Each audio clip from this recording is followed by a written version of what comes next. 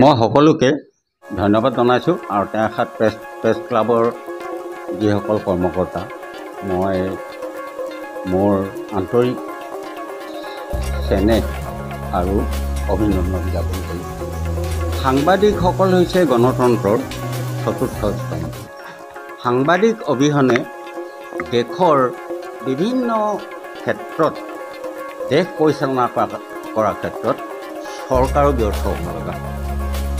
যেতিয়া চৰকাৰ ব্যৰ্থ হয় তেতিয়া সাংবাদিকেই এই চৰকাৰ ৰক্ষা কৰাৰ একমাত্ৰ ৰক্ষা কৰিব। সেইকাৰণে সাংবাদিকতা, ময়ো সাংবাদিকতা কৰিলোঁ জীৱনত, গতিকে মোৰো অভিজ্ঞতা হ'ল। মই তোমালোকক এই ক্ষেত্ৰত মই মোৰ আন্তৰিক ধন্যবাদ আৰু ভৱিষ্যতলৈ যাতে এই সাংবাদিকতা ভিত্তিটো মানে কেতিয়াও পৰিহাৰ কৰিব নালাগে আৰু সাংবাদিকসকলে সদায় শুদ্ধ কথাটো মানে পৰিৱেশন কৰিব লাগে। কেতিয়াবা সাংবাদিকতাৰ ক্ষেত্ৰত হালধীয়া সাংবাদিকতা বুলি এটা কথা থাকে। সেই হালধীয়া সাংবাদিকতাটোৱে কেতিয়াবা ৰাইজৰ মাজত বিভ্ৰান্তিৰ সৃষ্টি কৰিব পাৰে।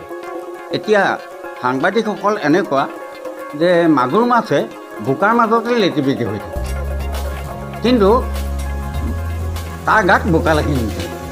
গতিকে সাংবাদিকসকল এনেকুৱা প্ৰতিভাধৰ ব্যক্তি বা তোমালোকৰ যি প্ৰতিভা, সেই প্ৰতিভা এনেকুৱা হ'ব লাগিব মাগুৰ মাছৰ নিচিনা, যাতে বোকাত লেটিপিটি হৈ থাকিলেও তোমালোকৰ গাত বোকা লাগি নাথাকে, যাতে আন কোনোবা বা ৰাজহুৱা ক্ষেত্ৰত তোমালোকক কোনোবাই গৰিহণা দিবলগীয়া যাতে নহয়, তাৰ কাৰণে মই তোমালোকক ধন্যবাদ জনাইছোঁ, আশীৰ্বাদ দিছোঁ।